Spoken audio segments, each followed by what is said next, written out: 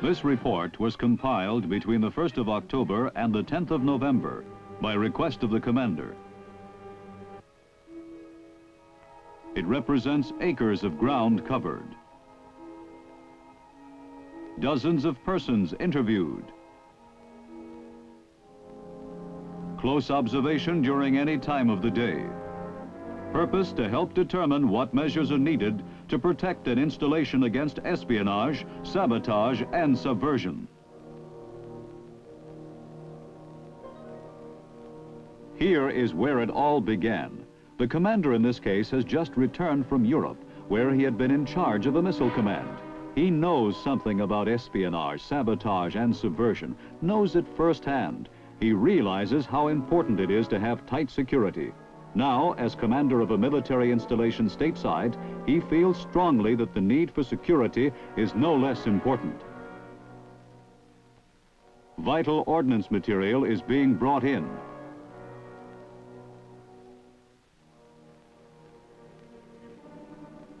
New buildings are to house further material of a classified nature. Can he stand guard at a window and keep watch 24 hours a day? Can any one person? What is the answer? To get this answer, the commander calls on the installation intelligence officer. Major Harding, would you come in here, please? Thank you.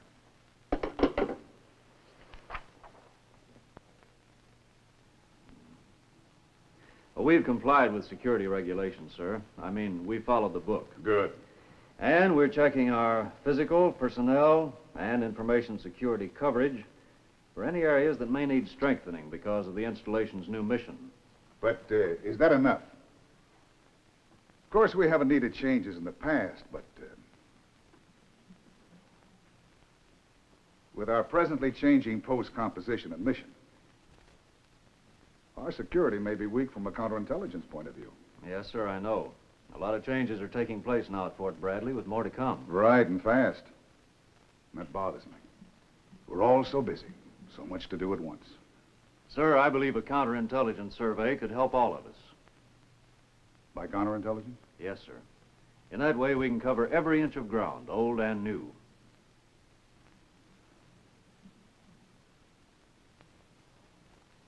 Well, let's hope that anything new they come up with can be handled within the budget. Okay, let's get started. Let's see what such a survey brings out. Very well, sir.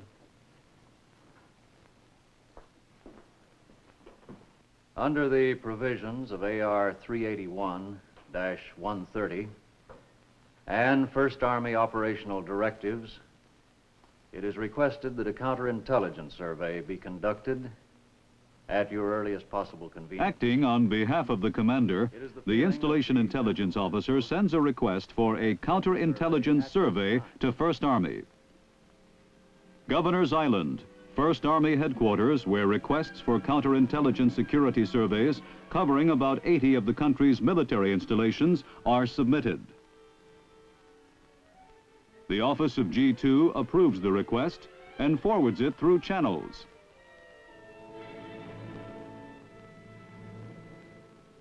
The directive goes to the INTC group located in the metropolitan area. Implementation of the directive begins with a file check. According to the files, a counterintelligence survey was made of Fort Bradley about 10 years ago. Purpose of this check, to locate any material the INTC special agent should consider prior to conducting a counterintelligence survey. The correspondence is transmitted by the INTC group headquarters to its appropriate region.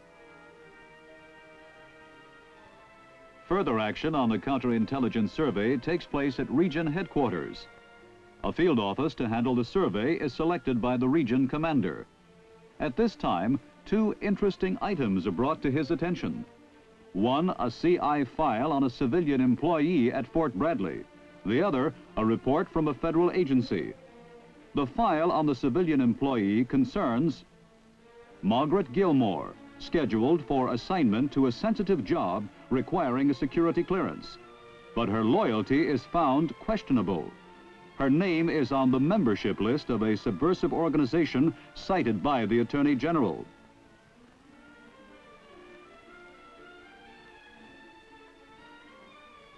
The report from the federal agency refers to a public residence just outside the installation.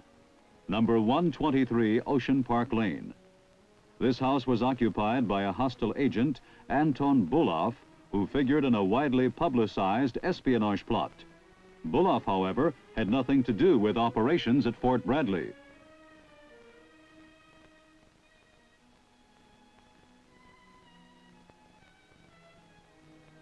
Why, then, is it important to bring this matter up in connection with the Counterintelligence Survey of Fort Bradley? Also, why is it important to bring up the matter of Margaret Gilmore's qualifications for security clearance? Along to the field office. Good background. Tells them that Fort Bradley, like all other military installations, is a potential opposition target. You know, the hostile agents are all around. Today, they're on the outside. Tomorrow, inside. Crawling underneath unprotected fences. Breaking safes. Undermining personnel looking for the chink in the armor. You know, the weak link. More than ever, that's for sure. Buloff and Gilmore. Oh, good. I've got their files in here. I'll tell you what I want you to do. Take these and send along this whole survey. Assigned to accomplish the Counterintelligence Survey is a field office located near Fort Bradley. Except for the insignia, there is nothing in the operations room that can be construed as glamorous or having a cloak and dagger quality. It is a business-like atmosphere. This is reflected in the attitude of the agents themselves, their dress, their actions. In civilian clothes, they could be holding any military rank. Indeed, their rank, as far as counterintelligence work is concerned, is unimportant. Important is that they are capable, personable, knowledgeable, and tactful.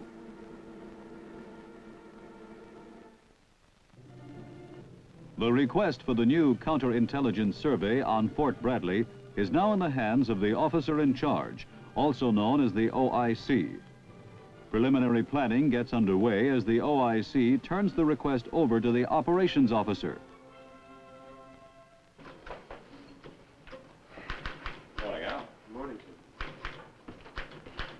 What do you say, Bob? Oh, hi, Bill. Hope you're all set for that new project I promised you. Take about 3 weeks. Have a seat. I've already spoken to Bradley on the phone, their installation intelligence officer. They're ready for us. 2 men should be able to handle it. Make it 3. Okay, Chief. Incidentally, use that new man, Miller. He needs the experience. Check our own files for further background. Meanwhile, I'll hop over to Bradley and start the ball rolling. Okay.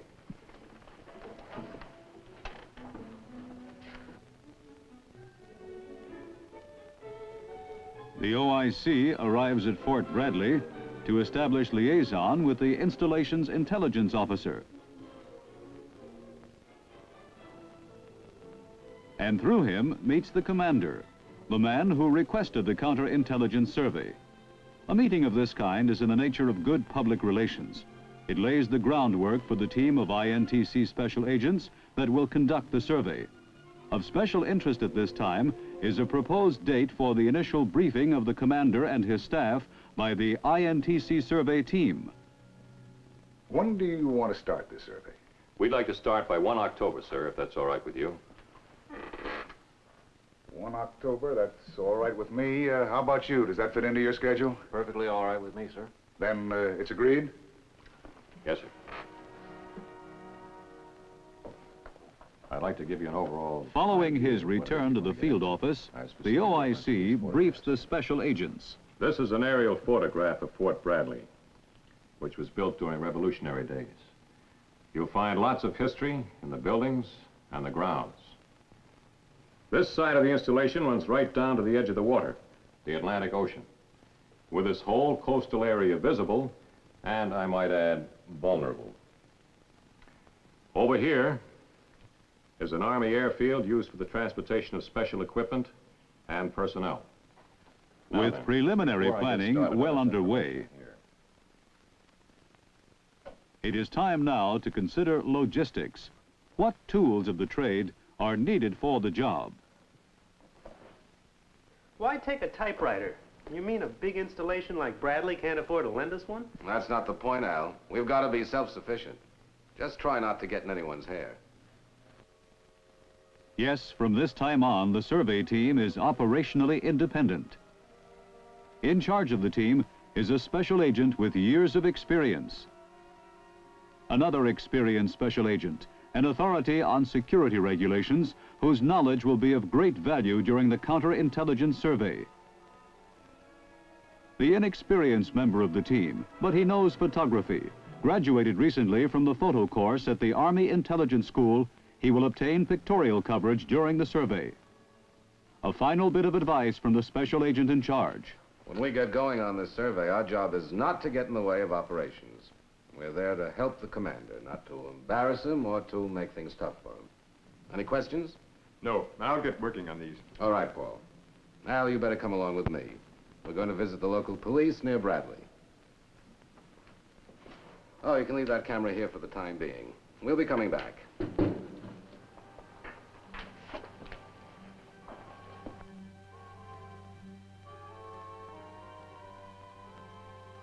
The INTC credential, in addition to serving as a means of identification, is a badge of responsibility. Used with discretion, it can open doors and establish a friendly relationship, so important in CI work.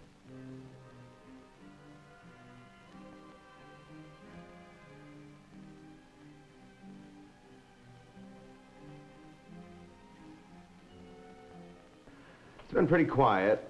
A few robberies. The drugstore over on Caton Boulevard got held up last Saturday. Got away with $122. Anybody from the Army post involved? Eyewitness claimed that the driver of the getaway car was wearing an Army uniform. We're working on it with the Provost Marshal. No identity made. So far, no. How about the neighborhood as a whole? Would you call it substantial? We're pretty good quality folks. Middle income, family type. We have the usual noisy kids. Every once in a while they break out in a rash. No real delinquency problem, though. Know of any subversive groups or individuals? Nope. About a year ago, the federal agents picked up a fella. I can't remember his name now. Buloff? Buloff. That's right. But it seemed he wasn't after anything at Bradley. No subversive organizations. We have our local political clubs, fraternal organizations, things like that. And then as far as the neighborhood is concerned, there's nothing that might be considered a threat to the security of the installation. But not to my knowledge. But you never can tell what you'll find around sensitive military That's installations. right. All You sorts of never people can go tell. around. The team has now established a friendly relationship with local authorities and is building a yardstick to measure the degree of security needed for Fort Bradley. It is now ready for the next important preliminary step. The checklist. This list, a general type checklist when completed, will contain items to be covered in a counterintelligence survey. It is developed from long-range experience factor of the survey unit based on documentary guidance.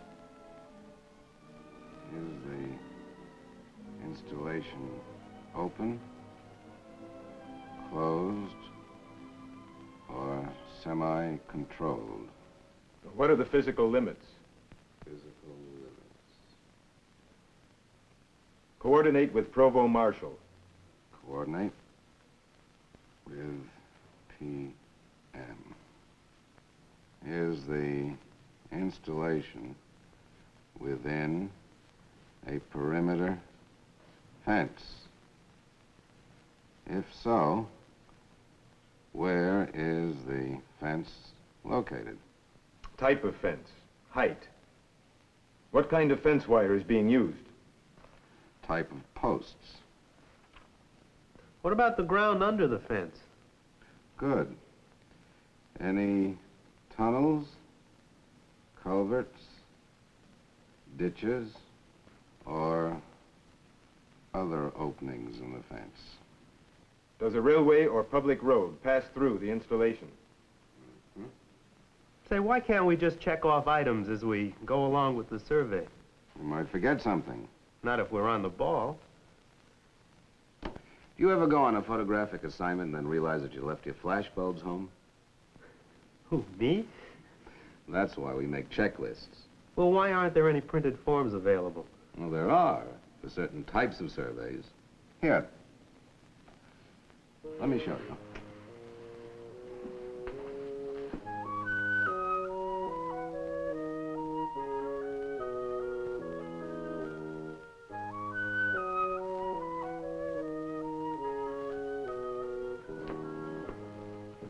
Here are some security standards in the checklist form used for missile sites. It's a specific type checklist. You'll find a lot of things in here that can be applied to the installation we're working on. For example, do the physical barriers, including gates and/or entrances, comply with the standards, appear to be adequate, and provide maximum protection consistent with the requirements of the unit? Reminds me when I was with an INTC unit overseas. One of the surveys we made there was on a missile site. Everybody was security conscious, from the commander on down. The place was properly fenced, with good overhang. And the entrance, too, showed a healthy attitude toward security. Well guarded, everything perfect, or as near perfect as you could get it.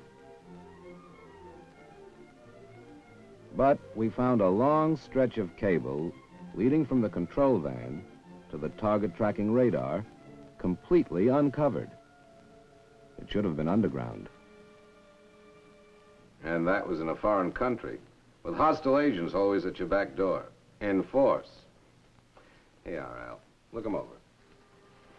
Now, Paul, where were The checklist for Fort Bradley grows until every category is covered. Personnel, the most vital factor in a military installation and easily the most vulnerable. A sample check. Do all personnel handling classified information have proper clearance? Classified defense information, another vital factor, and an area where a majority of violations occur. Sample check. Is secret or confidential material destroyed in accordance with paragraph 64, AR 380-5? Well, I guess that's it. Cigarette? Oh, yeah, thanks. You see, hundreds of items must be checked during the course of a counterintelligence survey. However, no matter how comprehensive the checklist is, it still must be used only as a guide. A lot depends on the size of the installation, its location, its mission. Yeah, I see what you mean. It is now time for the initial briefing. The initial briefing is conducted to apprise the commander and his staff of the objectives of the Counterintelligence Survey and how these objectives will be attained. Staff members having a primary interest in the Counterintelligence Survey include Intelligence Officer, Provost Marshal,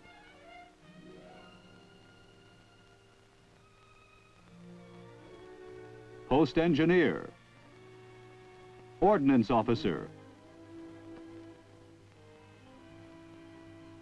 Post Signal Officer, Logistics Officer, Personnel Officer, and the Operations Officer.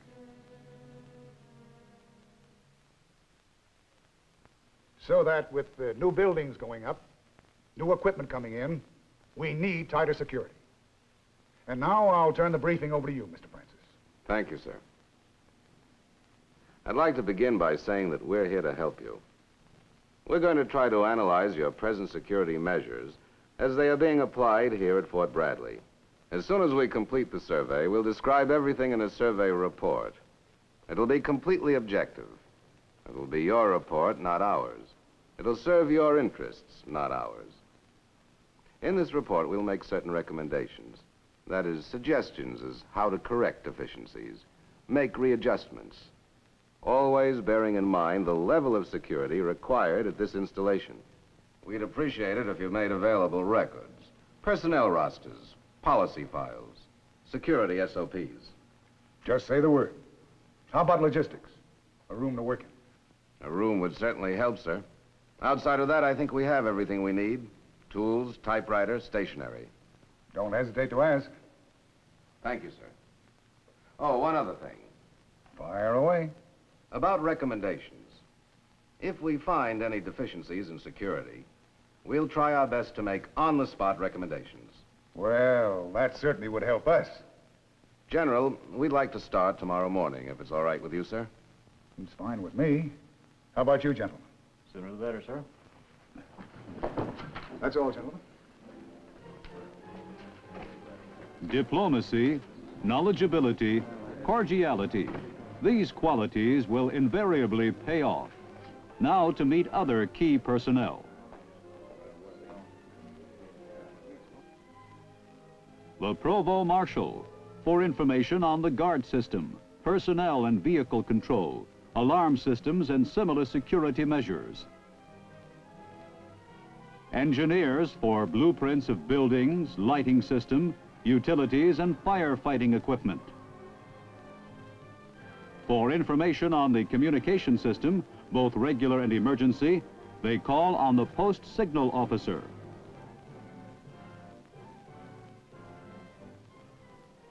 The time has come for a preliminary tour of the installation in the company of an escort supplied by the IIO. The escort will accompany the INTC special agents throughout the survey. This is the last preliminary step. Early tomorrow morning, the INTC team will begin the detailed counterintelligence survey in answer to the request by the commander for tighter security against espionage, sabotage, and subversion.